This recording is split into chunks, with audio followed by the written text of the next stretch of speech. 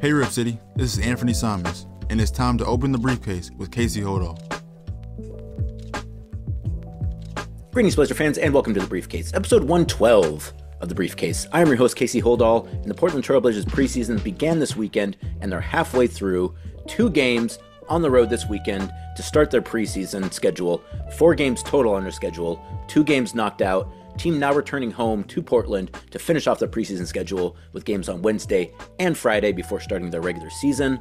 We'll discuss their preseason weekend, run down their current injury situation and whether or not it's anything long-term, congratulate Trailblazers head coach Chauncey Billups on his induction into the Naismith Basketball Hall of Fame, and shout out a new beer sponsor on this edition of The Briefcase. Well, the Trailblazers getting their preseason off a little bit later than everybody else had their first game on Friday in Seattle versus the Clippers. Trailblazers losing that game 101-99 to the Clippers at Climate Pledge Arena, and I think they call it the Rain City Showcase, sponsored by Pokemon, which I don't know. I know that Nintendo is based in Seattle, and I guess that's enough. I didn't know the Pokemon was really kind of an active thing still. I mean, I know it's around, but like I didn't know that what they were necessarily promoting from a Pokemon standpoint. But it still looked pretty cool, and I have my Pikachu head thing that they gave us, and I appreciate that. And that Climate Pledge Arena is a great arena to watch a game. They've got different, like, their big screen situation is kind of different there. They've got like their triangles, and there's 2 of them instead of one big square one. It works pretty well. But to the actual game itself, a very close game for the Trailblazers and for the Clippers. Neither team led by more than 6 points in that game. Both teams played their starters and vets in the first half. The Trailblazers starting Scoot Henderson, Chris Murray, Toumani Camara, Jeremy Grant, and DeAndre Ayton in that game. Denny Avdija did not play in that game, as you're probably aware, in observance of the Yom Kippur holiday. Both teams played their regular starters, so the Clippers were missing quite a few players as well. Both teams played kind of their starter vets the first half, turned the game over to the first and second year players, even the first and second year players that started, and the bench in the second half, which is generally what you expect out of a preseason game. You want everyone to get some run. You want your starters and your main rotation to get out there, get their legs moving, but you don't really want to put them in a situation where they're going to burn themselves out or get an injury. So basically guys like DeAndre Ayton, Jeremy Grant, only playing in the first half of the first 2 preseason games, while everyone else kind of playing sparingly sometimes. Bench guys playing second half for the most part. Starters, at least the rookie starters, or the younger starters, I should say. They're not rookies anymore. So guys like Scoot Henderson, guys like Toumani Camara, playing around 25 to 30 minutes. Less than you would expect them to probably play during the regular season. The further down the bench guys, obviously the starters playing less right now. Basically, you just want to get guys out there and get them some runs. So minutes allocations at this point, wouldn't probably read a whole lot into those, if anything, at this point. It's preseason. You're just trying to get guys out there. And in that game versus Clippers, as I mentioned, a very tight game throughout. Ended up being going down to the wire, actually, which is always one of those things in preseason where you want it to be a close game, you want teams to be invested in it, but you definitely don't want it to go to overtime. So when Scoot went 1 of 2 from the line to tie the game at 99-99 with 4 seconds left, I think a lot of us assumed we were in for overtime. If you follow me on Twitter, which I'm sorry, I was mentioning too, I was driving back after the game in Seattle, and I was hoping to be able to beat the I-5 road closures. I didn't actually beat them, but they did a really good job with that, by the way, too. Shout out to Washington's Department of Transportation. Was able to get home only about 20 minutes later than I probably think I would have. Granted, driving in the middle of the night, it's going to be quicker either way, but, to close down a large stretch of I-5 and then have it only moderately increase your travel time from Seattle to Portland, that's pretty good. So shout out to you guys, travel officials, highway officials in the Washington area. I tip my cap to you. I'm pretty stingy with my praise for Washington, but you guys did a nice job there. But back to the game, tied at 99-99 with just 4 seconds to play. Looked like it was going to overtime. Clippers end up getting a alley-oop dunk to Kai Jones, who had a very nice game, by the way, too. Glad to see him back out there. Glad to see him kind of getting some things squared away after having a real rough stretch last season, some mental health issues. Thought it was kind of weird that everyone just kind of gave up on that as quickly as they seem to, but it seems like Clippers giving him a spot. Kai Jones really doing a nice job there. Nice to see him have some success, and he ended up winning that game for the Clippers. Delano Banton had a chance with a 3-pointer late in the game, actually last shot of the game, that would have won the game for the Trailblazers. Didn't happen. Shout out to the Blazers too, going for the win rather than the tie there. You guys know what's up. And also Chauncey Billups and a few people from the staff had to get on a plane right after the game to head out to the Hall of Fame ceremony, so it was also good in that regard as well that it didn't go to overtime. You don't need overtime in preseason. Overtime is fine in regular season. It's fun in the regular season. Preseason, you don't need it. So Delano Banton's 3 missed the mark, and the Trailblazers end up losing, as I mentioned, 101-99. Great atmosphere at Climate Pledge, as I already mentioned. A lot of former Sonics and former NBA luminaries in the house. Saw Brandon Roy, saw Jamal Crawford, Luke Ridnour, Sam Perkins, George Karl. I mean, they're basically anyone associated with Seattle. Detlef Schrempf, who still lives generally in the area. Spencer Haas, excuse me, not Stephen Haas, Spencer Haas, and probably some others that I'm forgetting as well. They do a nice job getting everyone out there. Steve Ballmer kind of getting in front of the crowd before the game is like, yeah, it's great atmosphere. Obviously, Steve Ballmer having a lot of lineage in the Seattle area. And I think we all expect that Seattle is going to get a team again at some point. That building is great. Hopefully it's going to happen sooner rather than later. I thought Matisse Thybulle had some great comments as well. You know, he talked to the media before the game. Matisse didn't end up playing that game, as we'll talk about here in a minute. But Matisse, being a Seattle guy, talking about how important, you know, the Sonics were to his growing up as a basketball fan and a basketball player, and how important it is to get the NBA back into Seattle. It's going to happen. It needs to happen. It's a great venue. It's downtown too. Like, you don't get a whole lot of downtown venues anymore, which is super cool. Nice to get to, though I will say I did have to drive because, as I mentioned, I was driving back. The First Street Garage at Climate Pledge Center is not actually on First Street, which they should be more clear about, lest you have someone driving around for like 20 minutes trying to find the parking garage and could not find it, which is burning gas the entire time too, Climate Pledge Arena. So yes, should I be driving to a game? No, I'd rather not. Typically I wouldn't, but I had to in that situation. And rename your garage. Say what actual street it's on, not the wrong street that it's actually on. That's all I'm saying. One piece of advice from Portland. But back to the game as well. 19 points on 5 of 9 shooting from the field, 2 of 4 shooting from 3, and 7 of 8 shooting from the line. 9 rebounds, 3 assists, a block, and a steal for Toumani Camara. I've been saying kind of low-key, like I haven't been like doing it a ton because I don't want to put too much pressure on the guy, though I don't think he's probably going to mind one way or another. Toumani Camara looked great all offseason. Every single time I saw that guy playing ball this offseason, he looked great. Always looked like one of the best players in the gym. I think Toumani is really ready to take a step. Obviously, being a 4-year guy in college, a little bit older than some of the other guys on the team anyways, or at least some of the guys that are his first, second-year players. And I think Toumani is really ready to take that jump. You know, Toumani was already a lot better than I think a lot of us assumed we were going to be last year anyways. Ends up having to finish the season a little bit early, has that broken rib that lacerated his kidney, which, you know, goes to show how tough Toumani is. You know, had to sit for a little bit because of that, but hit it hard this offseason and really looks good. Toumani's always been kind of a big guy anyways. His body looks great. His shot's dialed in. I think I'm expecting really big things from Toumani Camara this year, and he's showed it so far through the first 2 games of preseason. I thought he was Portland's best player versus the Clippers, and I'm expecting really big things from Toumani Camara. And, you know, we talked about it a little bit earlier on, just the competition that they have at that forward position now, where you have guys like Jeremy Grant, guys like Denny Advia, who, as I mentioned, didn't play in the game versus the Clippers, guys like Jabari Walker, guys like Toumani Camara, guys like Chris Murray, you know, like they have a lot of kind of 3-4 guys right now who, you know, a couple of those guys are really good and I think really going to be good players going forward. So nice little position there for Portland. I think Toumani, I'm really expecting big things from 2 this season. 15 points for Jeremy Grant, 13 points on 4 of 16 shooting, 4 rebounds, 3 assists for Scoot Henderson, as I mentioned, who started the game. 8 points, 7 rebounds, and 2 steals from DeAndre Ayton. Maybe most notably for DeAndre, hitting 2 3-pointers in that game, which I think he hit 1 3-pointer all of last season. He was able to add that to his game. That would be really helpful for Portland. I don't expect a guy like DeAndre is ever going to be a volume 3-point shooter. In fact, I know he won't. But in today's NBA, it's really helpful to at least make teams think about you being a threat from the 3-point line, particularly when you're a big. And so if DeAndre's able to do that just enough to kind of keep that in the minds of the opposing defenses, that's going to open things up for Portland's other players as well. And Donovan Clingan got his first points of his professional career, albeit in preseason, with a 3-pointer as well. I thought that was a good sign for Donovan. Not so much about the 3-pointer necessarily, but just the idea that, you know, that's something that he thought he had in his game. Didn't use it a lot at UConn. Tried it in the summer league. Didn't make a whole lot of the shots, even though they looked pretty good, but kept working on it. First shot he takes as a professional, again, in a preseason game, takes and makes a 3-pointer from the top of the break, which I think just goes to show, not necessarily like, oh, he's a great 3-point shooter, but just the idea that, like, hey, he's willing to put in the work on the things that he needs to improve upon and then go and show those things in his first preseason game. I think that's a good sign for kind of the work ethic piece, much more so in that regard than the, like, how good of a shooter is Donovan Clingan going to be. I don't think that that's really all that important at this point. I think his approach to the game and to practice and to getting better, that is the important part. And I think, you know, by him taking and making that shot right away in his first preseason game, I think goes to show that, you know, he's willing to put in the work, and he's willing to try things out when he feels like he's ready. So shout out to you, Donovan Clingan. 7 points, 5 rebounds, 2 assists, and a block in his preseason debut. So the Trailblazers finish the game versus the Clippers, spend the night in Seattle, fly out the next day to Sacramento where they play the Kings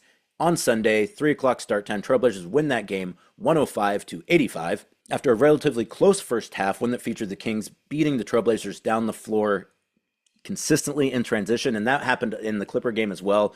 That's something that I would guarantee over the next week as they prepare for their final 2 preseason games they're going to work on, because they got beat back by the Clippers and the Kings consistently. And that is the kind of thing, too, that is going to drive Chauncey Billups absolutely wild. It's one of those things where, I'm not saying it's just effort. The Blazers trying to do a better job on the glass this year, so obviously that makes it a little more difficult to get back in transition, but not to the level that they've gotten beat in the first 2 preseason games versus the Clippers and the Kings, particularly in the first half. The Kings beating them down the floor over and over and over again, which is why it was so weird to see the Blazers really take it to them in the second half. Perhaps after they got into the halftime, coach was able to maybe get into the players a little bit and be like, hey, guys, we cannot have this happening over and over and over again. We cannot get runouts for wide open layouts over and over and over again. And they did a much better job in the second half. So after the first half, it was a pretty close game. I think the Blazers went into the intermission with an 8-point lead. But after that, Trailblazers run them out of the building in the second half, particularly in the third quarter. Portland outscores Sacramento 30-18 in the third quarter to take that game over. Blazers up by as many as 33 points in the fourth quarter before coasting to the 20-point win. And in that game, the Blazers started Scoot Henderson, Denny Advia, Toumani Camara, Jeremy Grant, and DeAndre Ayton. As I mentioned, Jeremy and DeAndre only playing the first half of that game. Denny played, 6 minutes in the second half. Everyone else played regular minutes in the second half, including the bench, including Scoot, including Toumani. Scoot ends up leading all scorers with 17 points on 5 of 13 shooting, 6 of 8 shooting from the line, which is a great sign, by the way, too. If Scoot's able to get to the line this year, I think that's going to be incredibly important for him. It's going to be incredibly helpful for him. A guy who's good at getting to the rim, still working on finishing at the rim, still working on refining his outside shot. So if he's able to put pressure on defense by just getting to the rim and drawing fouls, that would go a long way to covering up some of those other areas that he's still kind of working on. Scoot also getting 7 assists, 4 rebounds, and 2 steals in 25 minutes in the win. DeAndre Ayton started, as I mentioned, but did not play in the second half. 5 of 8 from the field, to finish with 11 points, 8 rebounds, an assist, and a steal in 18 minutes. Toumani Camara, 4 or 5 from the field and from the free throw line for 13 points, while also logging 2 steals, a rebound, and an assist in 23 minutes. Delano Bant, who we're going to talk about here in a second, shot 50% from the field, from 3, and from the free throw line to finish with 12 points, while tallying 6 rebounds, 2 assists, and a block in 18 minutes. Jabari Walker, who looked like he took a little bit of a knock at the end of that game, 11 points, 3 rebounds, 2 assists, and a steal in 16 minutes. Shout out to Skechers. Donovan Clingan started the second half in place of DeAndre Ayton and finished with his first double-double, 10 points, 10 rebounds, while also getting 2 blocks, a steal in 18 minutes.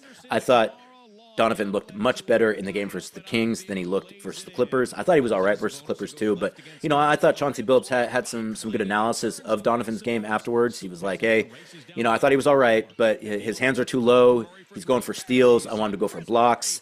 So that was something that I think we saw more in that Kings game. And I thought that, I thought Donovan did a really good job in that first game versus the Clippers against Zubats in terms of kind of keeping on his feet and being vertical. I thought he was much more active in the Kings game. Granted, he was on the floor when they gave up the lob to Kai Jones to win the game, but still, I thought that Donovan looked great in that game. I thought even his fitness from one game to the next looked improved to me. Now, granted, in the Clipper game, I was sitting courtside by Portland's bench, so I was getting a very up-close view. Versus the Kings, I was watching at home on Blazer Vision. Shout out to Blazer Vision, by the way, the first broadcast. It was only the Kings in-house arena feed, but I was still able to watch it on Blazer Vision, as I'm sure everyone else who also had Blazer Vision hopefully was able to do as well. So good first start there. It took for a second for them to send something down the line for it to actually start working, but once they actually flipped the switch, it worked great. I had no issues watching the game on Blazer Vision. So if you haven't subscribed to Blazer Vision yet, you might consider doing that. The game versus the Utah Jazz on Friday is going to be on Blazer Vision. I believe it's $120 for the entire season. I think you can do month to month as well, but I would say if you're going to get the package, you might as well just get the full package. Blazer Vision, watch the game there on Sunday afternoon. It worked great. Shout out to Blazer Vision. It's a new era for the Portland Trail Blazers, or at least a renewed era for the Portland Trail Blazers, I guess, since we did already have old Blazer Vision is not similar to new Blazer Vision. They're completely 2 different products, but it's a good name, so why not run it back? And since it was his debut, you have to mention Denny Advia as well as a Trailblazer preseason debut. And that's always so weird with preseason. I don't know if you're supposed to call those things debuts. Same with Summer League as well. If you're on the did Donovan Clingan premiere as a Portland Trailblazer at Summer League? Did he premiere as a Portland Trailblazer at preseason? Does it only count in the regular season? I don't know that we have any like hard and fast rules, but we should come up with some rules. Like there should be an AP style for when you actually debut with a team. Is it just the first time that you put their jersey on? Is it when you sign their contract? When does the debut actually take place? I don't know. But as of right now, we'll say it was Denny Advia's Portland Trailblazers preseason debut, and that is a fact, actually. Denny Advia with 5 points, 5 rebounds, and 2 assists in 20 minutes. Interesting, too, to start Denny at the 2. Obviously, I think they really like what they're seeing from Toumani right now. And as long as Shaedon Sharpe is out, as long as Anfernee Simons is out, I imagine that that second guard spot is going to be kind of up in the air. And even when Anfernee comes back, I mean, do I think they're going to start Ant and Denny together at the 1 and the 2 on opening night? Not necessarily, but I could see it. Like I think that's an option that I don't think we really considered once we got the news that Shaedon went down. I think we all just assume it's going to be Ant and Scoot, and I think that's the best assumption. I'd say the chance of that happening is probably 85% that they're going to be starting on the first day of the season. But there are some other options, and so I think it kind of depends on, do they want to see what Scoot's able to do with a second unit right now? Do they want to try to go with some bigger lineups to start than having Ant and Scoot together? I don't know exactly where they're at right now. We might get some clarification on that this week as they play 2 more preseason games before starting the regular season in about a week and a half. And obviously that's still up in the air too because injuries are a part of that as well. So, and which I guess leads to the conversation about injuries. You might have noticed I didn't mention Anfernee Simons nor Matisse Thybulle. Neither one played in either one of the first 2 preseason games. Anfernee is an ankle, Matisse is a knee. It sounds like Ant picked his up in a practice. Doesn't sound like it's anything super serious. I'm sure they're being incredibly careful with it because one, they don't want to lose another player to injury anyways. Losing another guard to injury would be catastrophic for this team at this point, particularly one of their best guards, if not one of their best players in Anfernee Simons. So Ant did not play in either one of those 2 games. I'm guessing. Well, actually, I shouldn't really even guess. I actually don't know if he's going to play in the game versus Ulm on Wednesday or in the finale on Friday. I'm guessing they would like for him to play in one of those games, so maybe the Jazz game. But it doesn't sound like it's anything too serious. But again, like you don't want to chance anything with Matisse. That knee injury. I don't even know if it's an injury. It's just soreness. I don't know if that's something that he's been dealing with for a while. I do get the sense that he's been kind of in and out of the lineups during training camp, and actually, I don't even say get the sense. Matisse has said as much.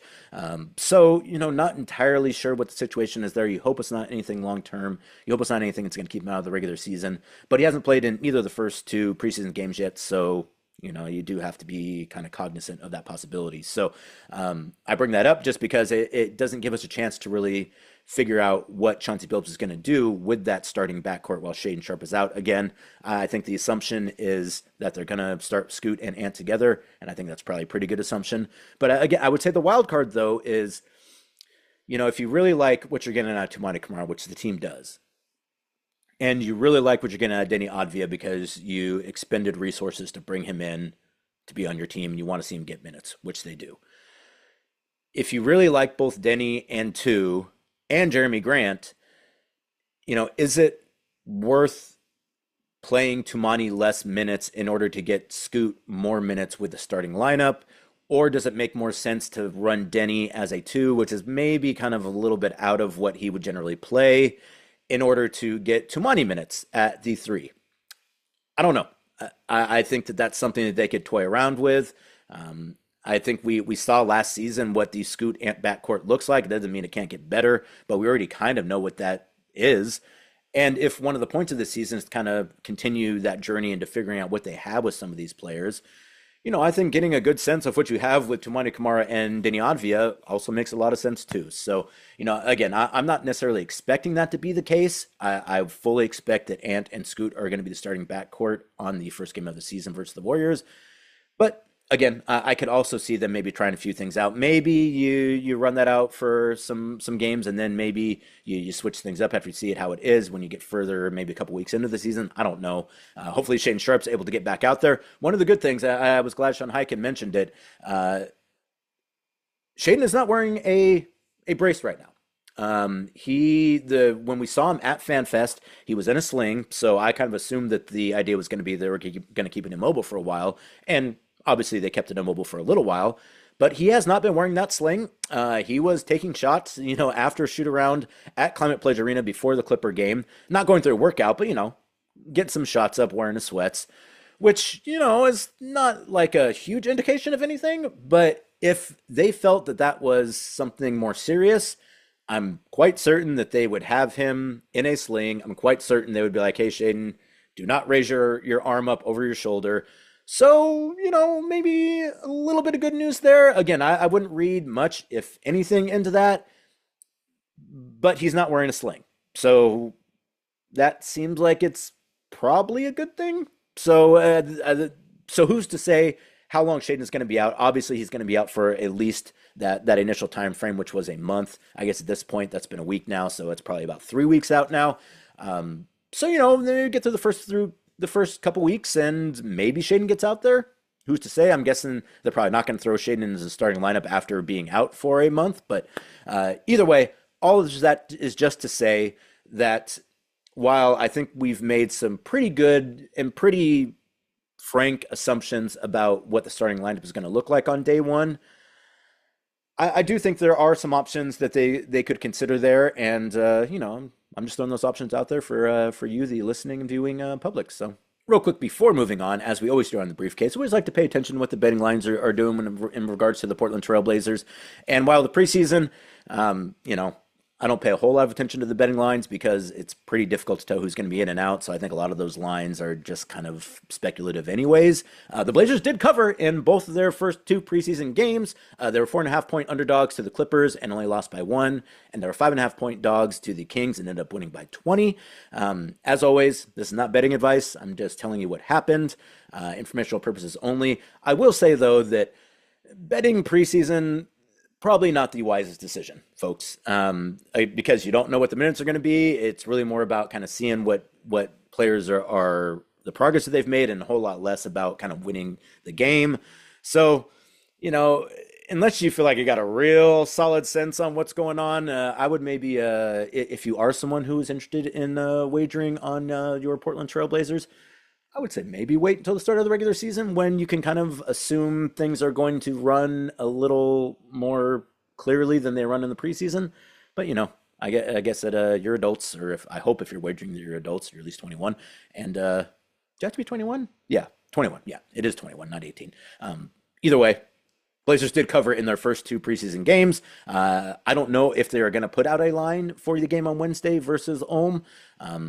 Because, again, that's a pretty difficult thing to handicap an NBA team going against a club team from Germany, and particularly when the NBA team is kind of running out different lineups and different rotations. So I wouldn't necessarily advise it, but I'm not giving you any advice either way. Blazers did cover in their first 2 games. Shout out to the Blazers. As always, good teams win, great teams cover. Real quick, just want to shout out Chauncey Billups on his induction into the Hall of Fame this weekend. Chauncey had to miss the game on Sunday in Sacramento because literally his Hall of Fame induction was happening basically when they tipped off that game was when Chauncey was on stage giving his speech, which I thought Chauncey did a fantastic job with his speech, by the way.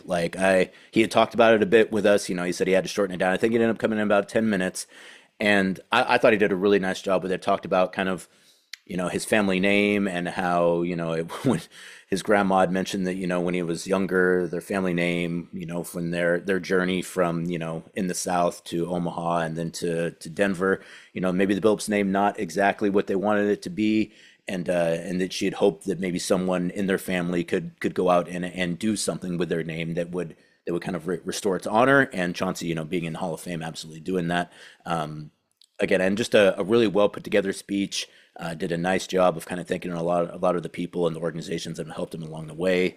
I know we had a couple people there covering it, so we'll have some stuff for you on trailblazers.com. I'm sure it'll be a part of an upcoming episode of The Trail, which will be really cool. But just to read it off too, Chauncey, 17 seasons, averaged 15.2 points, 2.9 rebounds, 5.4 assists in over 1,000 games, 1,043 games.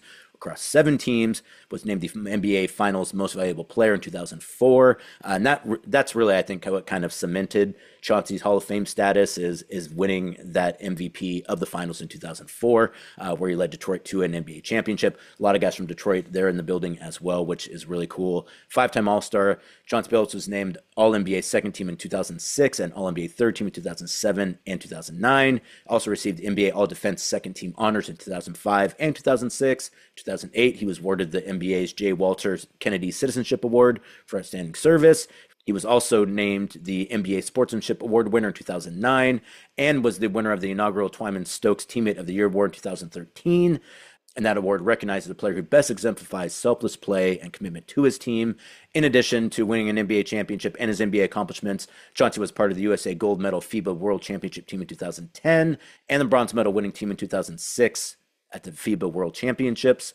As I mentioned, Chauncey, a great speech talking about his grandmother and his father and his journey from the Skyland Recreation Center in his beloved neighborhood of Park Hill to Colorado, then to the NBA. Again, bouncing around a bit early on in the season before he found his home in Detroit and really made a go of it there. So congratulations, Chauncey. I would show the video here. This is usually the part where I would actually take the video, would watch it here, or at least run the audio. But since it's on the NBA's website, I might get hit with a copyright infringement, so I can't post it here. At least we have our version. I try to wait for it a little bit, but I know those guys have been running ragged.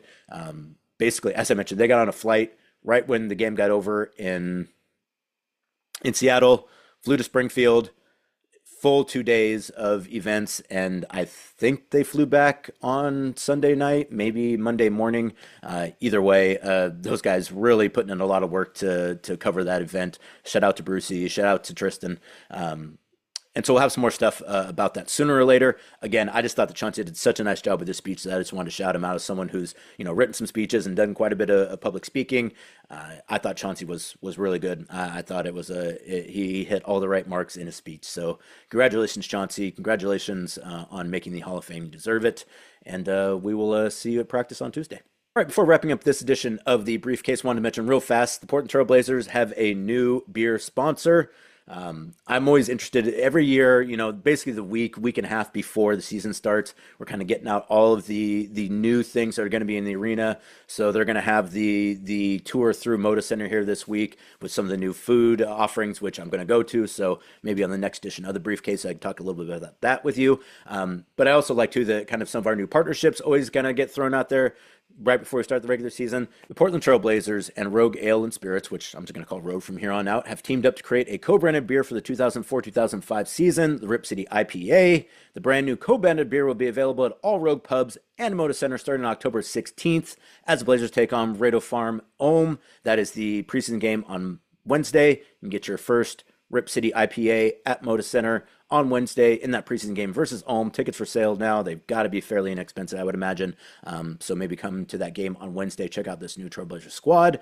Rip City Ale, this is me reading the press release, is more than just a beer. It's a tribute to Oregon's deep-rooted love of beer and basketball. True enough. Forged through and partnership between Rogue and the Portland Trailblazers, this West Coast IPA delivers a refreshing, balanced experience with tropical citrus, hops, aroma, and a hint of pine. Anyone who's drank West Coast IPAs knows that is a very typical flavor for a West Coast IPA. Crisp and clean, thanks to Rogue's proprietary Pac-Man yeast, which is a pretty cool name for yeast. It embodies the game's energy and the Pacific Northwest spirit.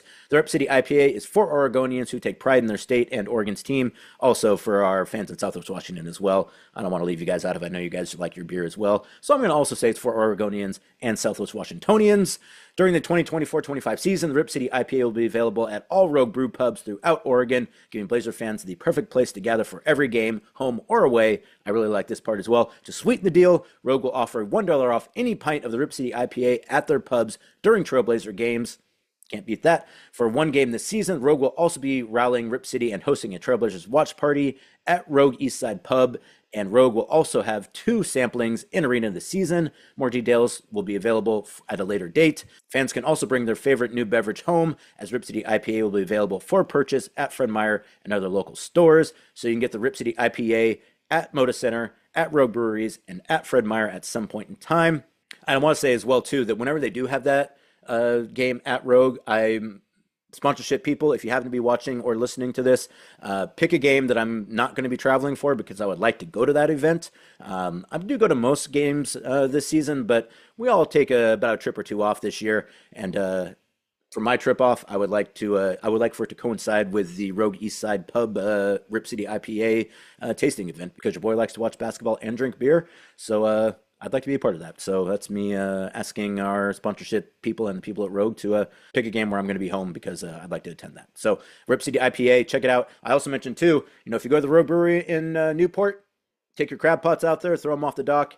Go have a few Rip City IPAs either at the brewery, which is on the south side, or at the tap house, which is on the north side. North side, the crabbing isn't as good, but it's way easier. South side, the crabbing is better because the dock takes you pretty far out into the Uquinta Bay.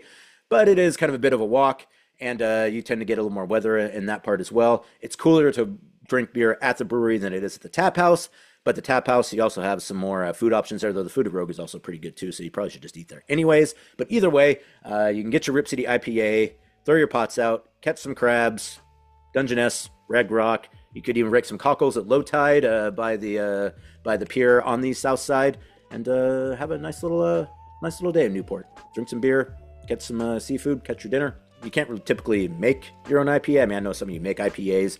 I feel like home brewing is kind of fallen out of favor, which is probably a good thing because one, we already have a bunch of good beers out of there anyways. And two, your home brews are always pretty tough to drink, folks. No one says it to you because they're your friends, but your IPA that's been fermenting for like 3 years, that's hard on the guts, folks. So buy a 6-pack of the Rip City IPA and you'll be a lot happier. Save yourself some time. So check it out. Rip City IPA, Portland Trail Blazers, Rogue Brewery. Can't beat it. And that's going to do it for this edition of The Briefcase. Thanks so much for joining me. As always, Games versus Rado Farm Ohm on Wednesday. I'm sure I'm probably saying that wrong every time. My German relatives, who probably are not watching or listening to this, if they do, correct my pronunciation. And then wrapping up preseason on Friday. So we'll have more episodes this week from Tualatin, from the preseason, as the Trailblazers prepare to start the regular season in about, I think, 10 days at this point. Also have another episode of the Blazers Balcony with Brooke Olsendam this week as well. Please like and subscribe wherever you get your podcasts from the Trailblazers Podcast Network. So we'll talk to you soon. I'm Casey Holdahl. Go Blazers.